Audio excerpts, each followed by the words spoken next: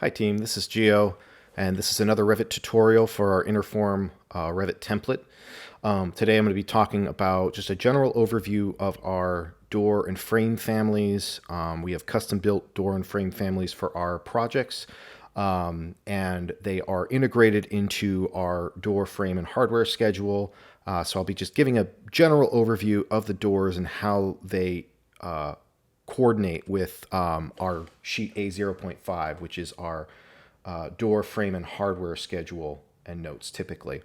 So to start, I'm just going to go to a 3D view to just kind of give an overview of the door types that we have. You'll see we have a few rows here. There's this first row. We have single door panel, new doors for new construction. So we have a single frame door, a door with side light, a door with dual slide light, single door with transom, single door with combined transom and side light. And then we also have here a single door with frameless pivot hinge door for a frameless application. And we have a sliding door on a wall-mounted track here. Just above that, we have examples existing doors. So we actually have new and existing door families separate in our projects. These are just very similar in function to the new doors. They just basically have an override. If I go to a partition plan, I have tabbed up here. They just automatically show the 45-degree angle of the swing versus these, which you can customize and put in any angle you'd like. But I'm going to go into that more in a different section of this video. Just to start, I just want to point out that yes, these are the existing versions of each of these frame types. You can see they're very identical. Here we have a couple of the double doors. I'll go into that going back to the 3D view. So then down just below our single doors, the new construction doors, we have our double doors. So we have just single double with a frame. We have the double with a single side light, double with dual side light, double pivot, frameless pivot hinge. And then down here at the bottom, we have a glass door with pivot hinge, single, and a double glass door with top and bottom rail. Now, the single door can also be, depending on the type you want, we also do have a top and bottom rail version of it. You can just swap that out, and you can see that there. And then just down here at the bottom, we have a couple of specialty items, specialty door types. This is an overhead sectional door with a coiling door with a top hood. We have this backtracked sectional glass door. This can also be shown as a solid panel door, but an overhead rolling door here. And then I think if I flip to this side, yeah, you can see we've got, this is our existing or our elevator doors, so standard elevator door family. And then we have here our uneven door. So that's our double uneven door where we would have uneven panels one side or the other. And so these doors, just to give an overview, they are modeled three-dimensionally, and they represent themselves in plan. You can see here. There's a little bit more detail with the frame when you look in plan. When your detail view is either medium or fine. If you have it as coarse, if it's a smaller, if it's a more zoomed out plan. So if I go with a key plan, let's say, and I change the scale, and this is now just showing as coarse level of detail, you'll see that those frames are shown a little more generically, just with a square, as opposed to the more detailed view that we see here. In terms of getting into the connection with our doors and the door schedule, if I go to our door frame and hardware schedule here, this is sheet A0.5, just double click on that. Okay, so when you open our door template, you're going to see all of our door frame types are elevated here. So these are down here below. Right above that, we have our door panel type elevations. And these are all also elevated. They are dimensioned currently, and they should be ready to go. There's some text here, red text. This is just some general notes to keep an eye out or to be mindful wise of code-wise as you're working on your project. This sheet edit note is just indicating that this item and anything else that you see in red, you just go ahead and delete that. Once you've done the review of it and, oops, excuse me. Once you've done the review of this and you make sure that we're all compliant here with these notes, we can just go ahead and delete all that. And any of this red here, it's just indicating on your project, you just want to filter away and remove, delete any of these door types you're really not working with. So anything really in red, and this is generally, I'll make this note throughout the videos, anywhere we have red in the project, for the most part, it's either an internal note that our team needs to be aware of. For example, with this dimension to this vision glass light door, not an ADA compliant door light there. But otherwise, when we're doing our projects, we just want to go ahead and remove any of these red lines here. And again, just filter out the project to what you're actually working with. But just to get back to the connection of our three-dimensional door families we see here and the door frame and hardware sheet. So starting out with the door panel elevation types, you can see we have them numbered here. We have a designation for each. So a single glass door or a single full panel door will always be type F. So that's door panel type F. And we have a style rail glass insert door. That's an FG. Aluminum style and rail, where you have a little bit you can get a little more narrow with the style and the top rail. We go with an FGL. So that's particularly with aluminum style rail glass doors.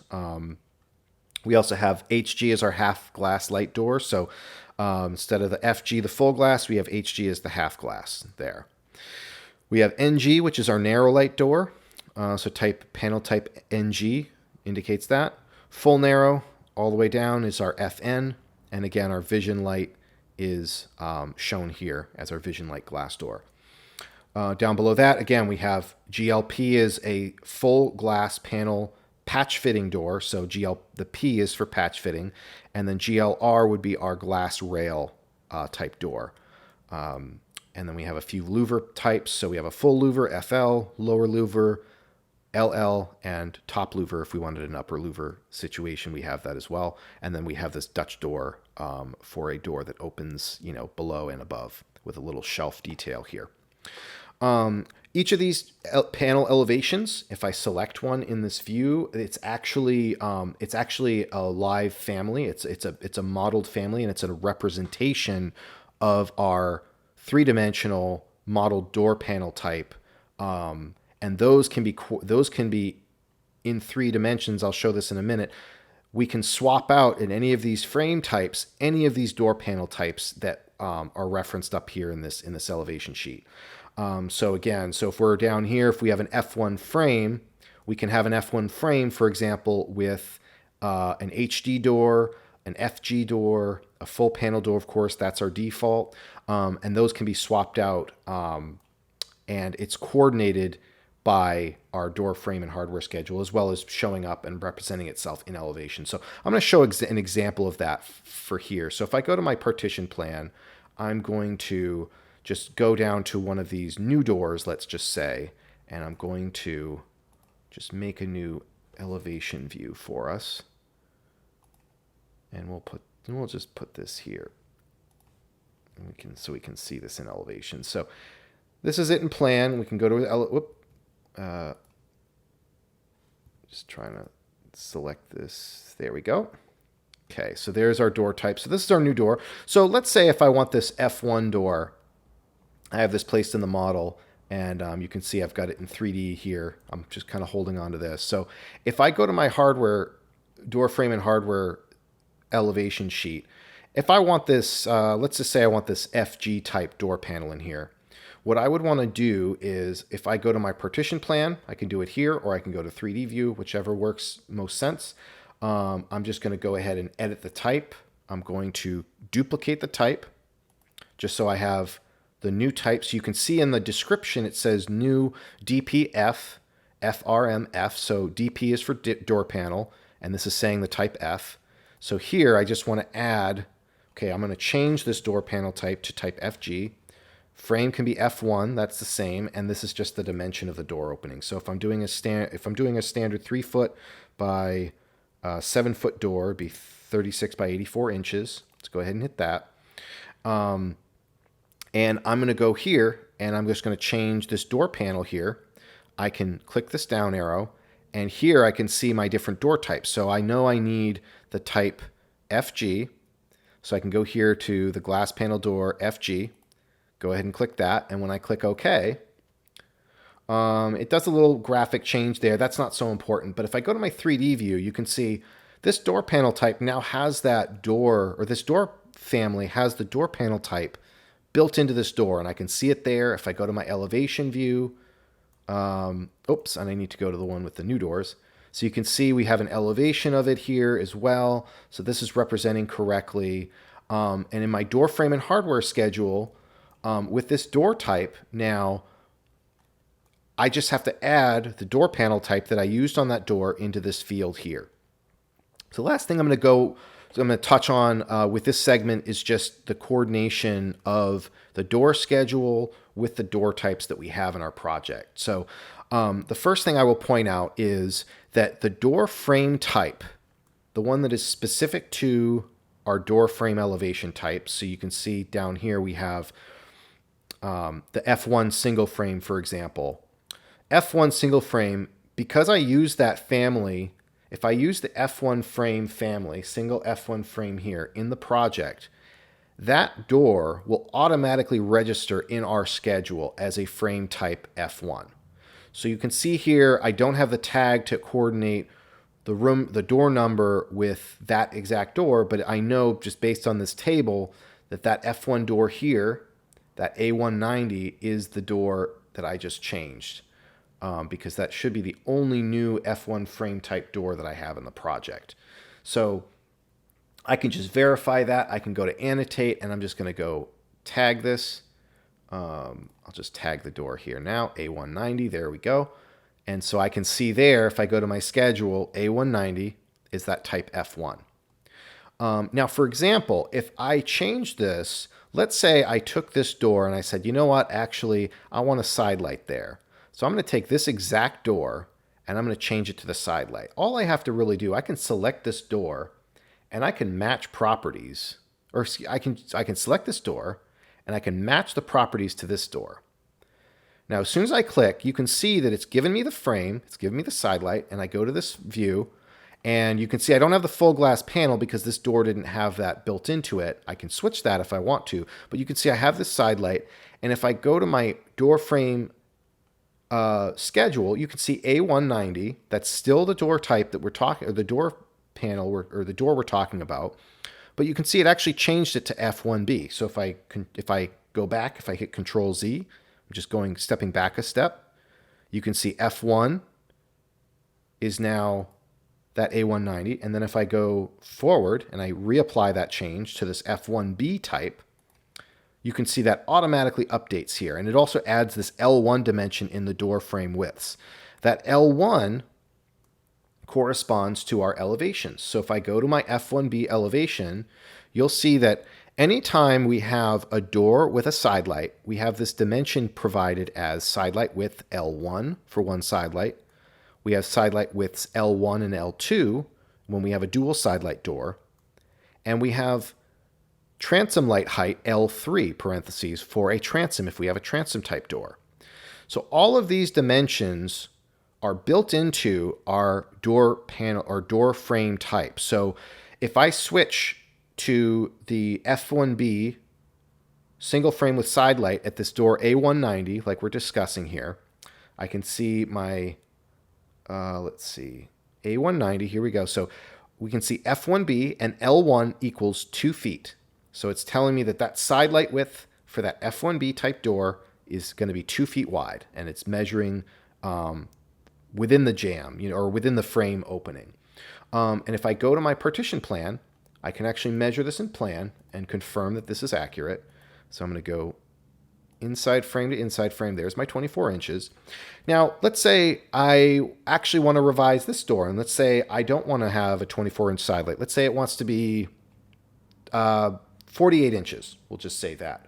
So again, if I want to make an edit to this standard family type, I'm going to go to Edit Type, and I'm going to go to Duplicate, and I'm going to I'm going to add a note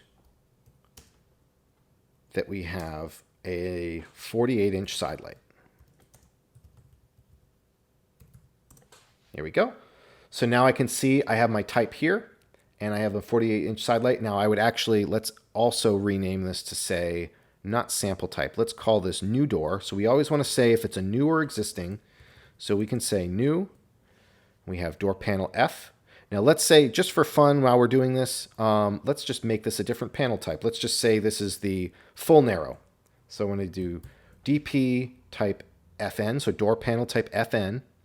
Frame type F1B, that doesn't change. The dimensions of the door opening, the door panel is 36 wide by 84 tall, it's 3 foot by 7 foot, and a 48-inch side light. I'm going to go ahead and click OK. And now I can see, my it's been renamed correctly. Under constraints, this IFDF door frame side light width, this is representing the width of the side light. So if I want to just change this to 48 inches, I can either just type 4 and enter, or I could type 48 inches, enter. Either way, just change that to 4. Down here, since I want to make my door panel type FN, I can just click this. I'm going to go into this drop down, and I'm going to just find my FN. There it is here, FN here. Go ahead and click that, and then I can click OK. Now it's kind of overlapping with this other door here, but if I kind of shove this over a bit, you can see here's my 48-inch side light. If I go to my door frame and hardware schedule, the frame didn't change here. This is still the typical size, but again, we're telling the contractor with our drawings, the side light width L1 is scheduled. So if I go to a A190, I have a 3 foot, 7 foot. The door panel width is 3 foot, so that's only important. The single panel will be the same as the opening width, but if we have a double door, you'll see it actually gives the 2 3-foot panel dimensions and then the overall opening width of 6 foot. But just that's a little bit of a tangent. We're going to stick with A190. The door thickness is here. And then again, the door frame width, you can see it's automatically changing F1B, and that L1 dimension, that side light dimension, as we specified, is 48 inches. So in this schedule, anything that you're seeing currently that you that has not been added manually is automatic. So the door frame type will automatically adjust based on the door we're using. The width of any side lights or transoms or anything will be included here automatically. So again, just using this as an example, A190. If I go to my partition plan, I'm going to select this, and let's just change this one to, let's change it to the transom and side light. Let's do that. So we're going to go change it to sample type. We can remove that dimension because it's reflexed itself. Again, if I get this selected, I'm going to go to if I get this selected, there we go. I'm going to go to the 3D view. So now we're using that transom side light combination. Again, still door A190. And if we go to our door hardware schedule, you can see A190, still a 3 foot by 7 foot, 3 foot panel width, 1 3/4 inch thickness. And you can see it automatically added door frame type is F1E. So that corresponds to F1E here. That's our single frame with side light and transom. And it has added a width for L1 and a width for L3. And there you go. So we've got L1 is good. So it's an 1 foot 8 inch side light and a 2 foot tall transom light. So if I go again to my elevation, if I measure my glass width here, there's the 24. And there's the 20 inch.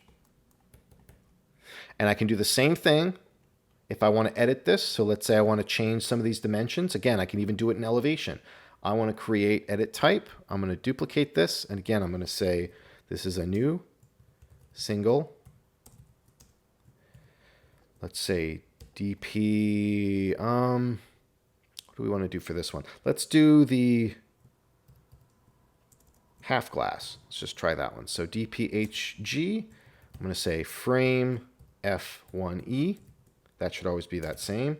And then we're going to do 36 by, let's do something different. Let's do 42 by 96. Let's just make this a little different so we can see all these things happening. And then L1, let's make this, let's just make it 24, L3, 12. Let's do that. Okay, so the L3 and the L1 are, again, we're talking about the transom glass and the sidelight glass. So now that I've got this set in the name, I'm just going to follow those instructions. So we're going to do DP equals HG. So we're going to do a half light or a half glass panel in this door. Let's see if I can find it here.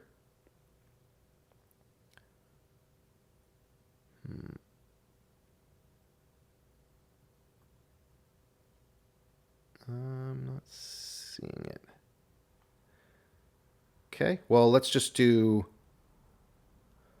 maybe we'll do the full glass for now. We'll just show it like that, and we'll just rename this to full glass. Not a big deal. Here we go.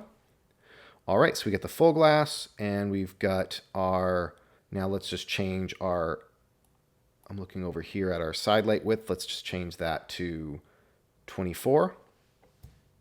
So again, 24 inches, and then let's just change this to a foot. So I'm going to go ahead and click OK. And here we have our 12-inch transom, 24-inch side light. We can copy this family. We can use this door in any location we need. If we go back to our hardware schedule, again, we're looking at door A190. We've made these changes. You can see graphically the type of panel it is. You can see the frame. We can go to this our hardware schedule or our frame schedule and see we're using type F1E, and we've changed the side light to be 2-foot side light and the transom to be a 1-foot transom. And you can see that there. So this door schedule, really, we always show the elevations. We always show the L1 dimension, the scheduled widths, and the scheduled height.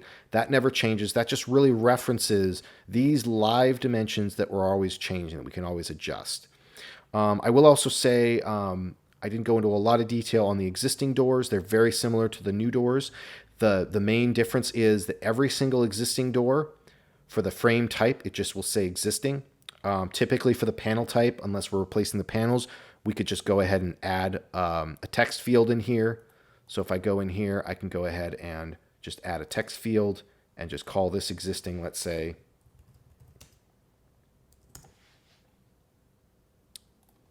For that door. If we were replacing the door panel, we could put in a door panel type if that was the case. But that's there. So all of our existing doors will say existing, and as I mentioned in plan, graphically they will appear with the 45-degree automatically. You do still have to phase them, so we have to make sure that the phase created is on existing, and we're not we're either demolishing them or we're not, but they're on they're existing phase for creation. But the same rules apply for these. Each of these types, you have a door panel type, and there's some other parameters down here I want to get into more in the next section. So that's the basic overview of how our door families work with our A0.5 sheet. And next I'm going to go into more detail about the use and functionality of a typical door family.